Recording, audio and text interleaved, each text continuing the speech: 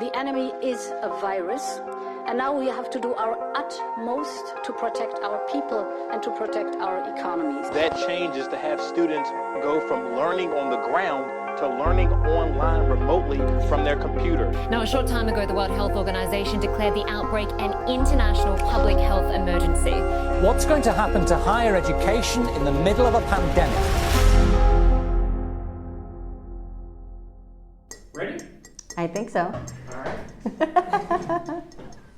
My name is Farshida Zafar and I'm the director for Erasmus X at the Erasmus University in Rotterdam. This project started once we were in full lockdown here in the Netherlands. As many universities across the globe, we were also forced to stay home. COVID had just really hit the world. The whole educational system had to close down, and especially the physical campus. We did some research and we asked students, how do you feel? How's everything going?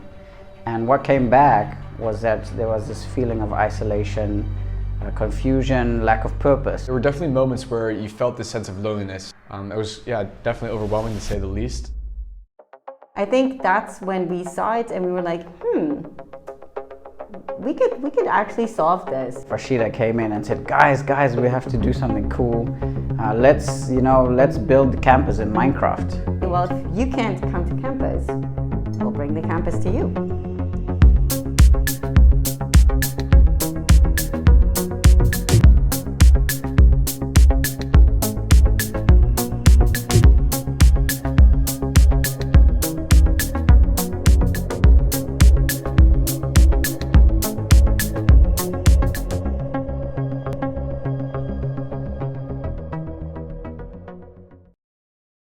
Yeah, there we go. Hi guys, welcome back to the physical world. Hope you guys liked the video as much as I did. I want to give a big thanks to Jonathan and to Jules for making this event happen. And yeah, this is Europe's first university in Minecraft. To give a short introduction, my name is Patrick Hare. I'm a research assistant here at the Erasmus X. And alongside my studies, I am also a student here at the Rotterdam School of Management, nearing the completion of my degree in International Business Administration. For some of you, maybe you're familiar with this project. Others, maybe this is the first time you're hearing about it. But to give you a bit of a rundown on what we're going to talk about today, we're going to talk about kind of why the project, why we got involved in this project, who we are here at Erasmus X, the ultimate goal of what this project was, how we really did make it happen, the impact and result we had on the students and the faculty here at the campus, and then truly what's really next for the Minecraft project. So yeah, how did we get involved in this? As you guys saw in the video, really this was a tackle to loneliness, but I think Erasmus X was just really getting off the ground prior to COVID happening. We had a bunch of projects that were really just kind of, really getting going, and it was all thrown into a whirlwind, as I imagine for many of you, kind of in the same situation. So I was sitting one day and I remember Farshida and I looking at each other, and we had both seen an article about some students in the US who, in their free time because of the pandemic, went and recreated their university. And for many of you who know Farshida, she found this just completely awesome, and she really gave me the freedom, me and the rest of the team, the complete freedom to kind of make this happen. So yeah. Before we get into the Minecraft, I want to talk a little bit about who we are here at Erasmus X. We are a out-of-the-box innovation special department where we are utilizing our technical experimentation alongside our creative skill set to really enforce radical innovation here, not only for the students, but the faculty and campus involvement here.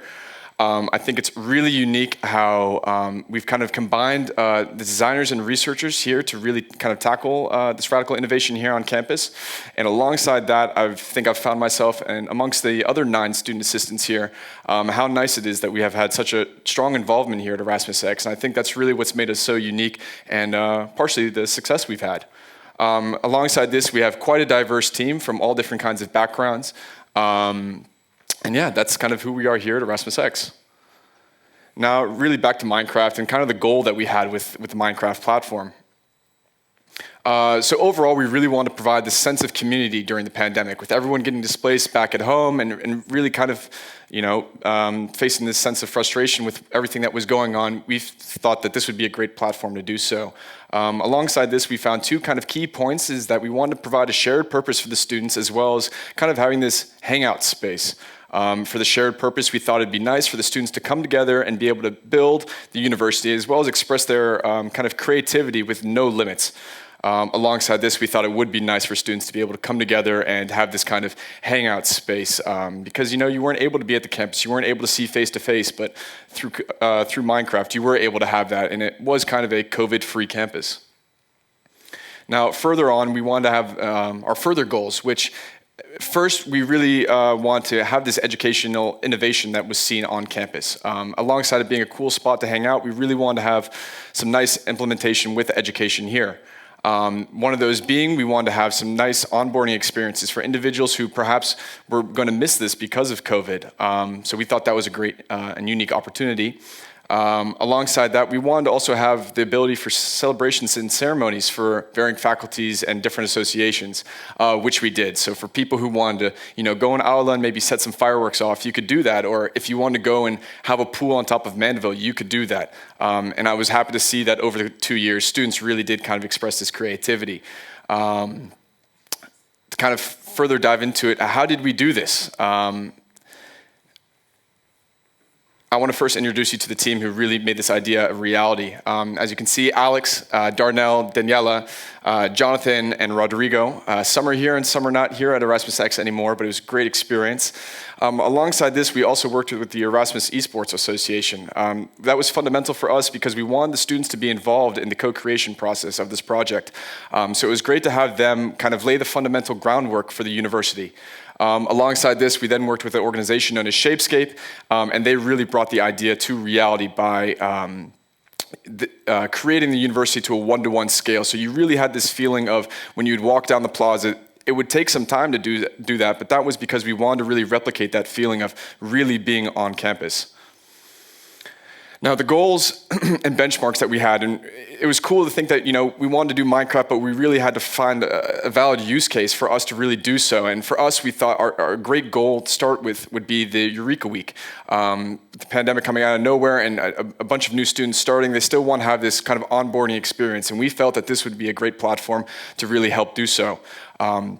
Following the playable version that we had for the Eureka Week, we wanted to continue to use the platform to kind of network and promote other educational opportunities that could happen on the platform. Following that, the idea was to really have that be a self-running platform. And that was done so through a number of kind of step-by-step video and text guides, which were really helpful. And I think looking back on it, we had a numerous amount of individuals who kind of took part in these events that were hosted on the platform, who were a bit older, and for some, they had never even heard of Minecraft. So to see them kind of follow the guide and then to join on the campus and fly around and seeing them laugh and interact for the first time, it really, I think for me, that was one of my highlights over the course of the project. Now, if you can see here, we have kind of a selection of the events that we've hosted over the past 2 years. Some of them were just once, where others, they were reoccurring. One of my favorites here was the Lifersity course, which was this kind of creative problem-solving skill, where they took the university and replicated it and modified it to kind of, tackle these creative problem-solving skills that you wouldn't be able to do really in person.